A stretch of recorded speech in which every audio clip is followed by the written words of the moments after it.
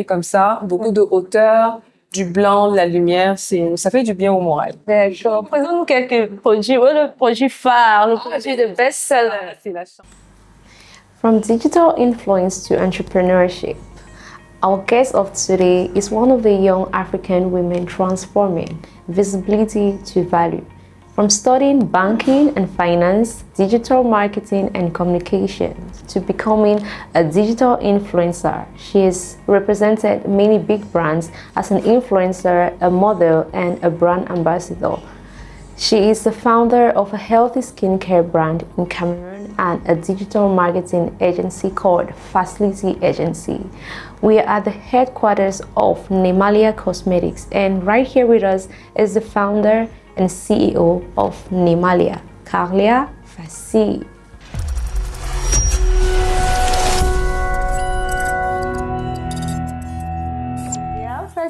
Welcome to Legacy Unscripted. Bienvenue sur Legacy Unscripted. Merci beaucoup, Lia. C'est un plaisir de te voir aujourd'hui et de discuter avec toi.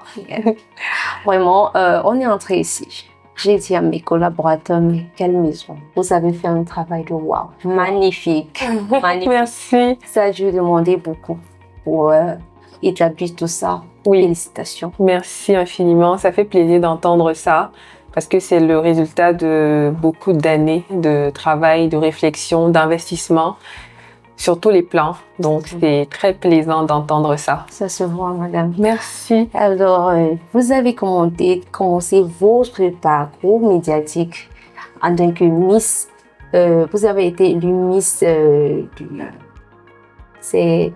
vous avez été élue Miss de l'Université catholique Saint-Jérôme. Oui. À Douala. Oui. Vous avez représenté plusieurs marques, grandes marques en tant qu'égérie, influenceuse, brand ambassadeur. Vous avez étudié la banque et finance, marketing digital et communication. Tout à fait. Oui. Maintenant, je voudrais savoir à quel moment est-ce que vous avez projeté être cette femme entreprenante que vous êtes maintenant? Je sais que ça fera cliché de dire que j'ai toujours aimé l'entrepreneuriat, mais c'est malheureusement vrai. Enfin, malheureusement, c'est vrai. Parce que depuis toute petite, étant fille d'une femme entrepreneur, j'ai toujours vu comment maman, avec ses petits moyens, essayait de construire quelque chose de grand. Donc, c'est dans cet environnement-là que j'ai été bercée. Et donc, c'est ça, en fait, qui m'a, disons, inspirée ou encouragée, j'ai envie de dire. Donc, très jeune, j'ai envie de dire en troisième à peu près, pendant les vacances. Moi, ce que je faisais avec mes petits frères, c'est qu'on faisait des petites croquettes à la maison et on les vendait devant notre maison. Donc, on installait une sorte de plateau avec des tabourets, on les vendait. Et ça nous faisait vraiment plaisir de pouvoir gagner de l'argent, même si c'était de petites pièces. Grâce à l'effort de nos mains. Donc, c'est de là, en fait, que naît mon amour pour l'entrepreneuriat. D'accord. Alors, et quand vous avez choisi l'entrepreneuriat, vous avez choisi le bien-être, la beauté et tout. Qu'est-ce qui a inspiré cette chemin, je veux dire? Écoute, maman, comme je l'ai dit, était entrepreneur. Donc, elle était entrepreneur dans le domaine de la beauté. D'accord. Voilà. Donc, je vois. Elle est esthéticienne, elle est cosméticienne et c'est vraiment quelqu'un qui a toujours aimé l'univers de la beauté et du bien-être. Donc, c'est également dans cet environnement-là que je nais et que je grandis et que je deviens une jeune fille, une jeune femme. Voilà. Donc, en grandissant, c'est tout naturellement que je me suis tournée donc vers ce domaine-là, aussi bien par passion, mais aussi par stratégie sur le plan de l'entrepreneuriat. Ouais, vraiment, on voit que votre maman vous a beaucoup influencé alors. Tout à fait. Alors, déjà, j'allais vous demander qu'est-ce qui vous a inspiré de la section beauté, mais maintenant, vous avez toujours parlé vous avez grandi dans une maison monoparentale, c'est-à-dire votre mère vous a élevé. Est-ce que avoir été élevée par votre maman a forgé cette femme disciplinée, ambitieuse, indépendante, focus que vous êtes? Oui, beaucoup de discipline. Ouais. Énormément de discipline dans ma vie de manière générale. Ouais. Et ça vient du fait que je suis l'aînée d'une fratrie de 5. Donc, je suis la personne qui devait donner l'exemple, qui devait briller par ses résultats à l'école, par son comportement, par tout simplement sa façon d'être. Ouais. Et quand je parle de monoparental, ça n'a pas vraiment été le cas de ma naissance parce que mes parents, ils étaient mariés, ils ont divorcé en fait quand j'avais 18 ans. Ah, d'accord. Voilà. Donc mon père aussi, c'était quelqu'un de très discipliné, quelqu'un de très perfectionniste. Okay. Donc c'est dans cet élan de toujours vouloir donner le bon exemple que finalement je me suis révélée être une jeune femme aujourd'hui qui est très à cran sur les détails, qui est très à cran sur ses principes et sur certaines valeurs que m'ont inculqué mes parents, parce que on a également été élevés dans la religion catholique. Donc c'est tout ça en fait qui a fait de moi cette femme que je suis aujourd'hui. Super. Alors, vous êtes CEO de cette grande structure Nimalia. Toute personne qui a cette œuvre va toujours vouloir se faire voir, mais vous, pour très longtemps, vous n'avez pas voulu que le monde sache que c'est votre marque, c'est votre propriété. Pourquoi? C'est une très bonne question qu'on me pose souvent, parce que c'est assez rare dans notre environnement. Mais il faut savoir que c'est un choix stratégique. Dès le début, étant exposée sur les réseaux sociaux, j'avais conscience que si je mettais Nimalia en avant comme étant mon bébé, ma stature de personnage public allait prendre le devant sur l'identité de la marque. Et c'est une erreur que je ne voulais pas commettre. Parce que lorsqu'une marque naît, elle est encore fragile. Et lorsqu'on est fragile, il est facile qu'une identité autre ait de l'emprise sur nous. Et donc, j'ai voulu pendant plusieurs années, à peu près presque 4 ans, bâtir l'identité donc de Nimalia en dehors de la mienne. D'accord? Ouais. Et c'est quand je me suis rendu compte que cette identité-là était déjà assez mature et pouvait déjà vivre d'elle-même que je me suis donc mise en avant en tant que la promotrice de cette marque. Et je reviens sur le terme CEO, PDG. Je ne suis pas CEO, PDG parce que Nimalia est encore sous format établissement. D'accord. D'accord? Donc, normalement, quand on est un établissement, il n'y a pas de DG, PDG, CEO. Je suis fondatrice et gérante de la marque. C'est lorsqu'on sera une SA, une société anonyme, qu'on pourra parler de PDG. Donc, c'est vraiment pas abus de langage qu'au Cameroun, les gens disent « Ouais, je suis PDG ». Non, moi, je n'aime pas vraiment cette appellation-là. C'est vraiment pas abus de langage. Ouais, je vois. Mais nous, on aime bien les titres. Oui, on aime beaucoup les titres. Ça vient de la colonisation de la France. D'accord. Ouais. Mais vous venez de donner un masterclass. Est-ce que vous savez, masterclass en communication? Parce que ce que vous venez de raconter là, c'est vraiment une stratégie. Oui, moi, j'ai fait ça à l'école aussi, parce que aussi bien passionnée par tout ce qui est communication, marketing digital, j'ai également été à l'école pour ça. J'ai un MBA en marketing digital, donc j'ai voulu joindre l'utile à l'agréable. Et c'est ce que j'applique au quotidien pour mon entreprise. Wow. Alors, parlons de la vision de Nimalia. Nimalia a une grande vision. Ça se voit. Oui, quand je parle de notre mission, de notre vision, de nos objectifs, les gens rigolent toujours, les gens se moquent de moi parce que on trouve que j'ai les gros yeux, le gros cœur, comme on dit au quartier.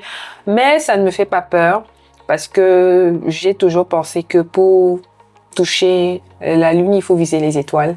Et la preuve en est que depuis le début de cette aventure, c'est parce que j'ai toujours eu de grands objectifs que j'ai pu aujourd'hui réaliser le peu qu'on a pu réaliser avec mes équipes.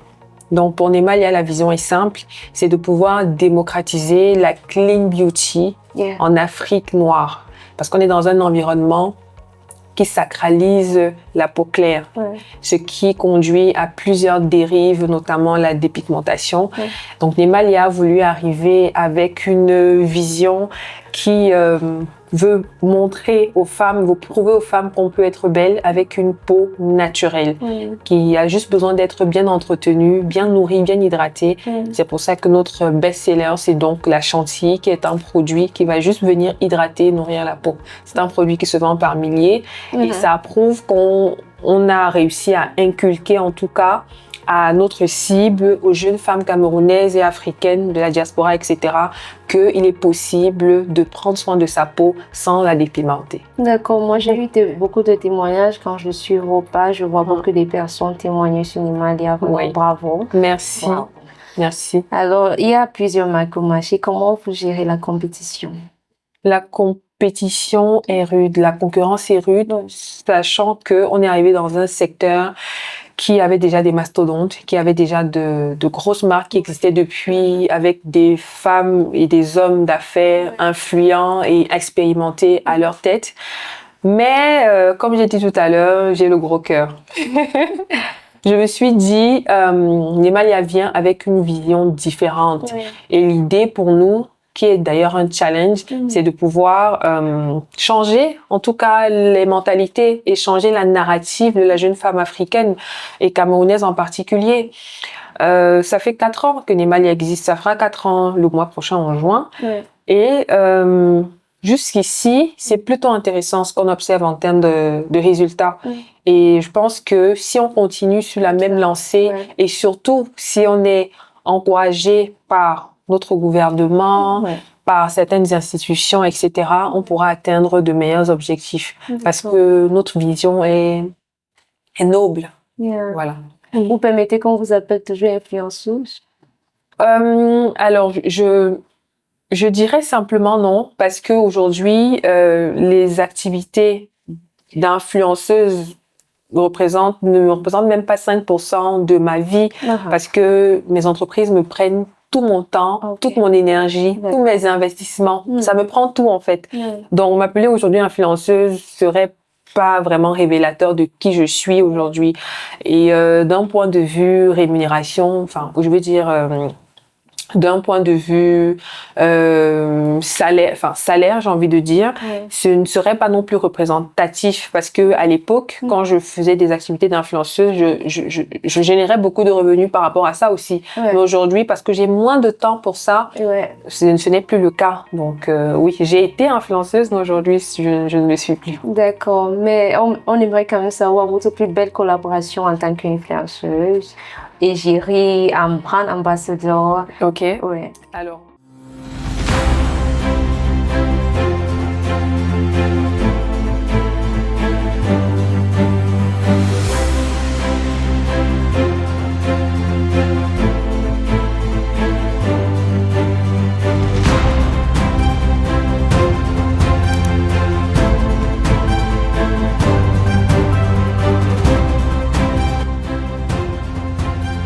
Colo Magazine. Business, entertainment, lifestyle. Ma plus belle collaboration. J'en ai eu de très belles tout au long de ma carrière d'influenceuse. Mais aussi longtemps que je me souvienne, ma plus belle collaboration, c'était celle avec une marque de couches. Pourquoi? Parce que lorsque j'accouche en 2020, ma fille, qui s'appelle Athéna, je suis mariée. Bon, sachant que je suis divorcée aujourd'hui. Donc je suis mariée, mais la conjoncture fait que la situation n'est pas très favorable à beaucoup de dépenses, etc. Donc quand vient cette proposition de collaboration avec cette marque de couches, je l'accueille vraiment à bras ouverts et je remercie l'Éternel parce que toute maman et tout papa d'ailleurs sait que les couches représentent une dépense énorme quand on est nouveaux parents. Donc pour moi, c'est ma plus belle collaboration jusqu'à ce jour. D'accord. Et qu'est-ce que la visibilité vous a appris, l'influence? Qu'est-ce que ça vous a appris? La visibilité, l'influence m'a appris beaucoup de choses. Je vais commencer par les choses positives. C'est que il faut être discipliné. Voilà, on n'arrive à rien si on n'est pas discipliné. Parce que les gens peuvent croire qu'être influenceur, influenceuse, c'est facile, ou alors que c'est donné ou c'est inné. Non seulement c'est quelque chose qui s'apprend, ça se cultive, et pour faire partie des meilleurs, il faut travailler.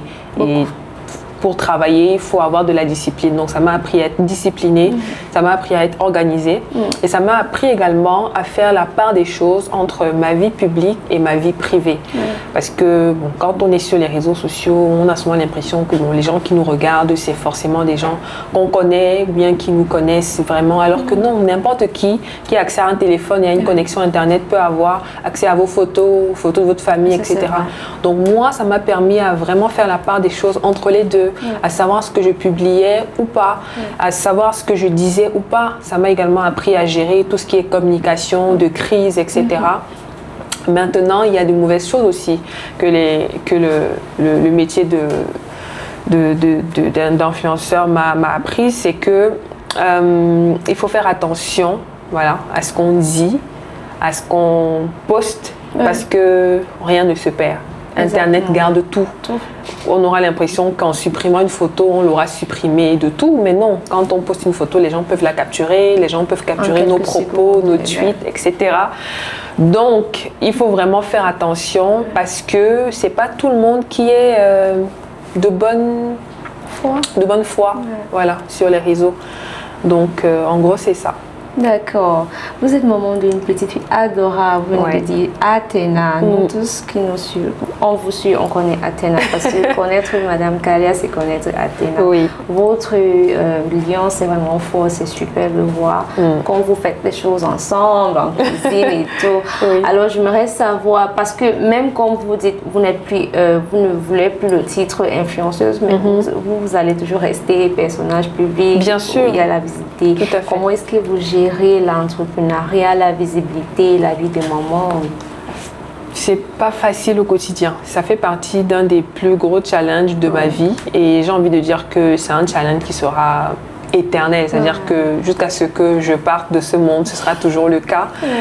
Parce que j'ai bien aimé le fait de gagner de la notoriété sur les réseaux. Parce qu'aujourd'hui, Nimalia ne saurait pas ce que c'est si je n'avais pas eu cette notoriété. D'accord? Parce qu'en étant Kalia Fassi, que les gens connaissent sur les réseaux, j'ai beaucoup gagné en capital sympathie de la part de nombreuses jeunes femmes qui arrivaient à s'identifier à moi de par mon parcours, mes challenges, mes échecs, mes réussites. Je suis arrivée sur les réseaux sociaux quand j'étais encore étudiante. Ensuite, j'ai obtenu mon diplôme. Ensuite, j'ai été Miss. J'ai fait un autre concours où j'ai échoué. Je suis tombée enceinte, je me suis mariée, j'ai accouché. Donc, il y a vraiment beaucoup de choses de mon parcours qui ont inspiré des centaines, des milliers de jeunes femmes noires, camerounaises, qui font qu'aujourd'hui, je bénéficie d'une certaine réputation très positive auprès de ces personnes-là. Et donc, c'est un levier que j'utilise beaucoup pour faire valoir mes entreprises, mes business, mes valeurs, etc. Donc oui, c'est une bonne chose que j'ai ça, que j'ai cette visibilité-là. Mais là où ce n'est pas facile à gérer, c'est que parfois, les gens confondent la vie digitale à la vie réelle. C'est-à-dire que parfois, lorsque les gens me rencontrent dans la vie réelle et qui m'ont longtemps vu sur les réseaux, ils ont l'impression d'être très proches de moi. Donc, ils n'arrivent pas vraiment à faire la part des choses et se dire que non, mais en fait, je ne la connais pas vraiment. Peut-être que je la connais même, mais elle ne me connaît pas. Donc, les gens, parfois, ils s'attendent à recevoir la même énergie, alors qu'en réalité, quand on est suivi par des centaines de milliers de personnes, on ne peut pas renvoyer la même énergie à tous autant qu'ils sont. Donc, oui, c'est une très bonne chose, mais c'est également un challenge au quotidien parce que comme j'ai également une famille, j'ai ma fille, j'ai ma mère, j'ai mes sœurs, parfois il y en a qui veulent s'immiscer, là je parle de ma communauté, parfois il y en a qui veulent s'immiscer dans ma vie privée, ils essayent de fouiller, vas-y, bon, comme elle est divorcée là maintenant, elle est avec qui oui, sa fille va dans quelle école, sa sœur est où, elle travaille où, donc ça peut être parfois un peu perturbant, mais par la grâce de Dieu, jusqu'à ce jour, ça ne m'a pas encore causé de problème parce que j'arrive à pouvoir vraiment cadrer les choses. Par exemple, je ne poste pas l'école de ma fille, je ne la poste pas quand elle est en tenue d'école, je poste. Il y a beaucoup de choses que j'ai appris à ne pas publier parce que je sais que derrière l'écran, il y a souvent des personnes mal intentionnées. D'accord. Alors, je voulais savoir, il y a certaines personnes qui deviennent visibles pour un moment et après disparaissent, pendant qu'il y a d'autres qui durent vraiment comme vous êtes là, mais depuis. Qu'est-ce qui se passe? Pourquoi d'autres disparaissent? Pourquoi d'autres durent? Les réseaux sociaux, c'est un cercle vicieux. Hein. C'est un cercle vicieux parce que lorsqu'on commence à gagner de la notoriété, il est facile d'en devenir accro. Okay. Parce que pour les plus intelligents, ils arrivent à pouvoir capitaliser dessus, c'est-à-dire qu'ils arrivent à lancer une affaire, un business, à faire des partenariats, etc. Donc quand ça devient un gagne-pain, il est difficile de s'en défaire. Okay? Donc ceux qui arrivent à rester là, mais à ne pas baisser j'ai envie de dire, en visibilité, c'est parce qu'ils arrivent à faire la part des choses et qu'ils arrivent à pouvoir dissocier leur vie privée de leur vie publique. Maintenant, il y en a également qui viennent là et après ils disparaissent. C'est parce que soit ils n'ont pas pu capitaliser sur leur présence sur les réseaux sociaux, soit ils ont simplement fait le choix de s'en aller, tout simplement. Parce que il faut avoir un mental fort pour pouvoir encaisser les avis de milliers, de centaines de personnes qu'on ne connaît pas. Exactement. Parce que, Dieu merci, les avis sont souvent positifs, mais il peut arriver qu'ils soient négatifs et qu'on ne soit pas assez prêt, assez fort pour pouvoir les encaisser. Ouais. Vous avez aussi été actrice. On vous a vu dans la bataille des chéris, on a beaucoup aimé, beaucoup. Comptez-vous continuer cette carrière? C'était une très belle expérience. Ouais. C'était une des plus belles expériences professionnelles que j'ai vécues ces dernières années parce que j'ai pas fait de formation tout comme vous, j'ai pas fait de formation dans le cinéma, mais c'est un talent qui s'est révélé comme ça de manière totalement fortuite et ce qui a rendu l'expérience tout aussi positive, c'est que les avis du public étaient très intéressants. J'ai beaucoup aimé le fait que... Voilà. On a tous aimé. Donc, aussi bien l'expérience était intéressante pour moi, aussi bien les avis du public étaient favorables à ce que je continue. Malheureusement, jusqu'à ce jour, je n'ai pas trouvé le temps de m'y consacrer à nouveau. Mais en plus, je n'ai pas trouvé de projet aussi intéressant que celui dans lequel j'ai été. Parce que, la vérité, c'est qu'aujourd'hui, j'ai quand même une certaine réputation à maintenir, donc je ne peux pas m'associer à n'importe quel projet, tout simplement. Waouh! Votre plus gros challenge depuis votre parcours médiatique, depuis être Miss, mannequin, égérie, jusqu'à être cette femme que nous admirons tous, qui inspire beaucoup de jeunes filles, jeunes femmes, quel était le plus gros challenge pendant ce parcours? Ah ouais, les challenges, j'en ai eu, j'en ai eu beaucoup. J'en ai eu beaucoup que les gens ont vu, ont su, il y en a que les gens n'ont pas vu aussi. Maintenant, le plus gros, c'est quand j'ai divorcé. Voilà. C'était difficile parce que ma fille avait à l'époque 2 ans et je devais tout abandonner pour tout recommencer à zéro. Et comme vous savez, sur les réseaux, lorsqu'on suit quelqu'un, lorsqu'on est abonné à quelqu'un, on aime savoir ce qui se passe dans sa vie, on aime savoir, oui, elle est mariée, elle n'est pas mariée, elle est mariée à telle personne, etc. Donc moi, ma communauté, ils savaient que j'étais mariée. Donc j'ai décidé donc de vivre cette étape de ma vie, tout comme mon mariage. J'ai décidé de vivre mon mariage en secret et c'est après que les gens ont su que je l'étais. Parce que je l'ai dit, j'ai décidé de vivre ma grossesse en secret et c'est quand j'ai accouché, quand ma fille a eu 6 mois, que j'ai posté. Donc je décide toujours à quel moment les gens doivent savoir que certaines choses se passent dans ma vie. Et c'est tout simplement parce que je ne veux pas que les avis soient reçus par moi en temps et en heure où la situation se passe parce que ce sera compliqué. Donc... et heureusement, j'ai un entourage de qualité. Exactement. Voilà. Il faut pas. C'est-à-dire que j'ai un entourage de qualité parce que à chaque fois que ces choses se sont passées, il n'y a rien qui est fuité. Bon, maintenant, peut-être que des gens m'ont croisé dans la rue, etc. Mais c'était pas des gens qui allaient aller discuter sur les réseaux sociaux, etc. Donc, jusqu'ici, le plus gros challenge, c'était donc lorsque, juste après que je sois partie de chez mon ex-mari, il y a eu une sorte de scandale sur les réseaux parce qu'il a décidé d'en parler. Voilà, en des mots qui n'étaient pas très flatteurs à mon égard.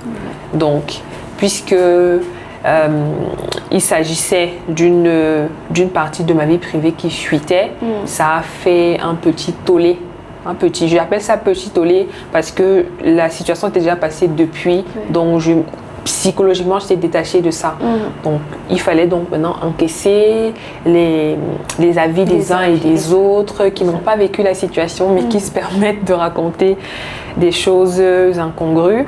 Mais voilà, c'est passé tout simplement parce que par la grâce de Dieu, j'ai su encaisser cela. J'ai su également capitaliser dessus. C'est très important de le dire parce que lorsqu'on subit quelque chose comme ça sur les réseaux, les gens s'attendent à ce qu'il y ait une réponse en retour, etc. Mais moi, tout simplement, ce que j'ai fait, c'est de publier les produits Nemalia. Et cette très semaine, stratégiste. Bah oui, ce mois, on a battu le record de chiffre d'affaires. Voilà, tout simplement. Mais vous avez pris votre c'est-à-dire éducation tellement au sérieux parce que tout ce que vous avez appris à l'école, c'est ce que vous mettez dans votre entreprise en fait. Oui. That's great. C'est exactement ce qui se passe. C'est exactement ce qui se passe. Que j'essaye d'appliquer ce que j'ai appris à l'école dans la vie réelle. Exactement. Et c'est pour ça que c'est important quand on est à l'école, quand on est étudiant, de s'orienter vers une filière qui nous plaît. Parce que quand on sera dans le monde du travail, on n'aura pas l'impression d'en souffrir. On aura juste l'impression d'appliquer au quotidien ce qui nous plaît, ce qui nous drive, ce qui nous donne du peps, quoi. Dis-nous une chose sur Nemalia qu'on ne sait pas encore. Qu'est-ce qu'on ne sait pas sur Nemalia? Il y a beaucoup de choses que les gens ne savent pas parce que j'ai décidé de ne pas les dire et ce sera toujours le cas. Ça sera toujours rester secret. Oui, mais une chose qu'on ne sait pas sur Nemalia... D'où vient le nom Nemalia? Alors, d'où vient le nom Nemalia? Ça, j'en ai déjà parlé, mais je viens de penser à une chose qu'on ne sait pas. C'est que quand je lance la marque Nemalia, je suis... Voilà, donc c'est une étape un peu difficile de ma vie que Voilà, quand je lance la marque Nemalia, je suis en pleine réflexion en fait sur mon avenir avec ma fille. Donc, étant mariée, je me retrouve chez ma mère, donc voilà, et dans des conditions financières assez défavorables parce que quand j'accouche de ma fille, je dois rester 1 an sans travailler parce qu'il fallait s'occuper d'elle, etc. Donc, je vivais sur mes économies à cette époque-là. Donc, Nemalia, c'est vraiment ce qui m'a sorti de cet état défavorable des choses. C'est parce qu'il me fallait vraiment l'idée du siècle. Il me fallait le projet qui allait me redonner confiance en moi, qui allait me redonner espoir, en fait. C'est pour ça que je crois autant en cette marque. Parce qu'il y a la dimension sociale, comme je l'ai dit au début, mais il y a également une forte dimension émotionnelle et personnelle. Donc voilà. Merci d'avoir partagé ça avec nous. Merci Lia, c'est un plaisir. Alors nous sommes venus ici parce qu'on veut partager votre héritage, ce que vous êtes en train de bâtir. Alors, qu'est-ce que signifie héritage pour vous? Pour moi, l'héritage, c'est tout simplement ce qu'on laisse de bien ou de mauvais d'ailleurs. C'est tout ce qu'on laisse de bien ou de mauvais à d'autres personnes quand on n'est plus là. Pour moi, l'héritage, c'est ce qu'on retient de nous quand nous ne sommes plus là. Et vous, qu'est-ce que souhaiteriez-vous que les gens retiennent de vous? Alors, j'aimerais qu'on retienne de moi que j'ai été quelqu'un de résilient. Très bien. Voilà. Que j'ai été également une bâtisseuse. Parce que ce que beaucoup de gens ne savent pas, c'est que étant l'aînée d'une famille de 5, en Afrique, au Cameroun, en plus Bamileke, il est de coutume qu'après le bac, on t'envoie à l'étranger continuer tes études.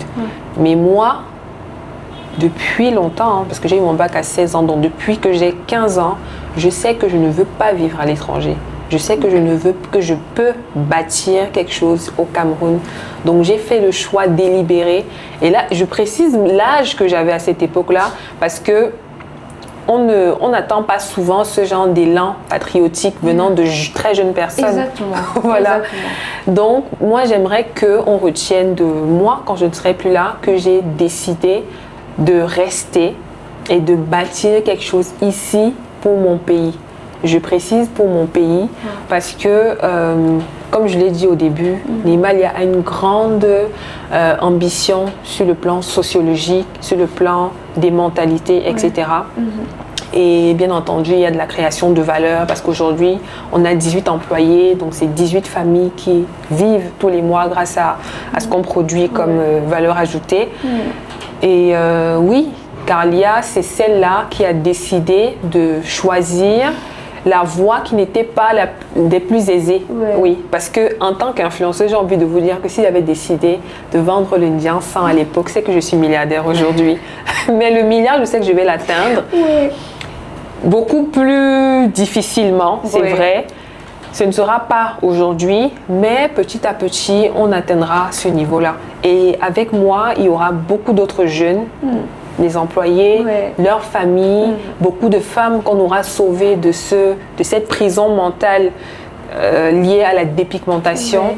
Et ce sera juste le moment pour moi de tirer ma révérence parce que j'aurai atteint mon objectif. Donc que Dieu me donne longue vie. Ça, c'est de l'héritage. Bravo, Mme Carlia. Merci Lia. Alors, si vous devez voir, si vous étiez devant la Carlia de 16 ans, que direz-vous à la Carlia de 16 ans? Lia, tu veux me faire pleurer.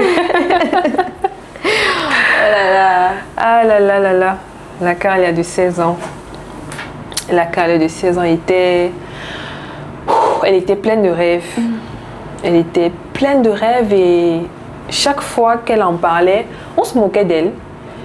Parce qu'on se disait, mais attends, un papa enseignant, une maman, bon certes entrepreneur, mais c'est difficile. Ils ont 5 enfants. Donc comment elle pense qu'elle pourra devenir riche alors qu'ils vivent dans ces conditions-ci? On n'était pas pauvres, mais on était dans des conditions, on vivait dans des conditions très modestes.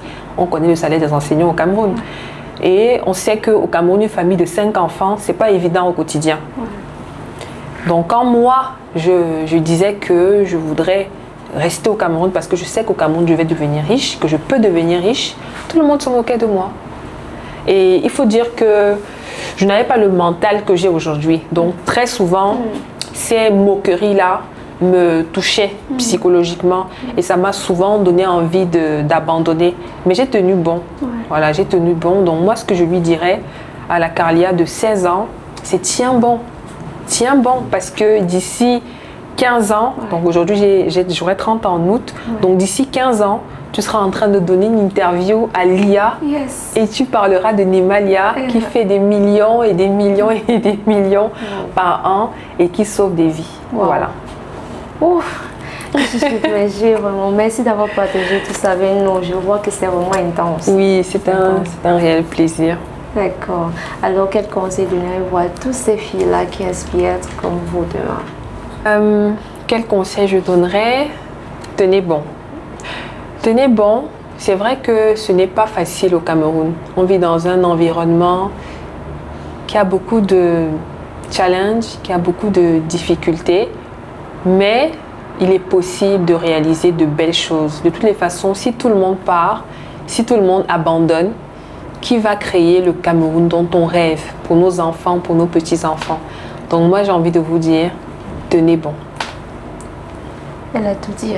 Bon, merci beaucoup, Madame Carlia. Merci On beaucoup. va faire le tour de votre entreprise. Question de montrer à nos téléspectateurs ce qui se passe vraiment ici. D'accord. Les différents départements. Très bien. Et montrer ce bijou. au monde. Il faut savoir que ce n'est qu'une partie parce que l'unité de production même est à 6 cacao. Bon, c'est vrai que ça aurait été bien qu'on regarde là-bas aussi. Mais c'est pas grave, on va voir ici aussi seulement. IA. Yes. Donc l'IA, ça c'est notre open space, bureau open space avec 6 postes pour les différents collaborateurs. Certains d'entre eux, bien sûr, il y en a qui sont pas là, il y en a qui sont à la pause. Donc c'est un espace que j'ai voulu à l'image de la marque. Ouais. Tu vois qu'il y a un peu de rose, etc. Vraiment. Oui, girly, ouais. Très you. Très moi, voilà. Et le petit tableau, oui. Voilà. On ne filme pas le tableau, hein. C'est nos stratégies. Donc, Donc à côté, tu as juste la petite cuisine. Et, voilà, les petits cafés, les petits thés pour le personnel et certains clients. C'est un espace que j'ai voulu assez convivial également, que le personnel puisse être un minimum épanoui, parce qu'on sait à quel point la productivité en a impacté.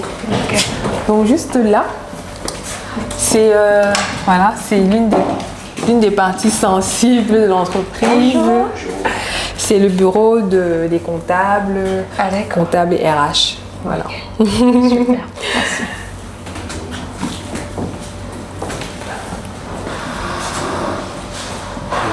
Salle de réunion, c'est l'un de mes espaces préférés ici parce qu'on a essayé de travailler un peu le bois, etc.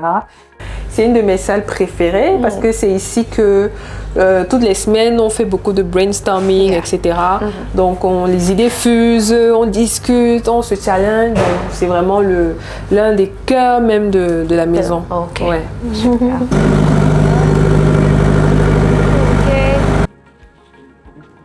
Donc là, c'est notre bijou. Oh, très, très joli. Très joli. Voilà, bienvenue à l'espace Nemalia. C'est vraiment l'endroit où on rencontre nos Némabeilles. Avec elles, on prend leurs besoins, etc. Et on leur offre leurs produits, tout simplement.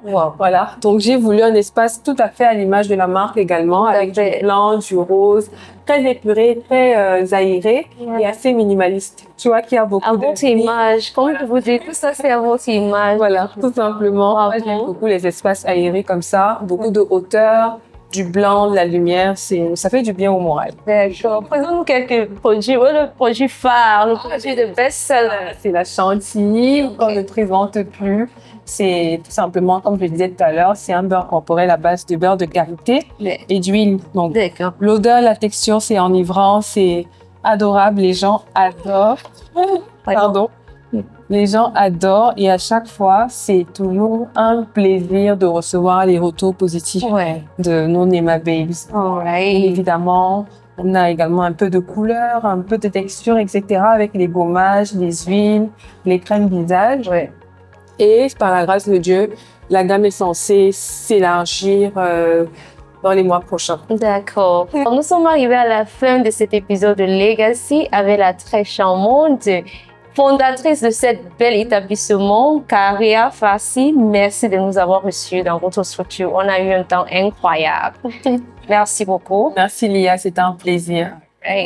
On to the next time on Legacy Unscripted.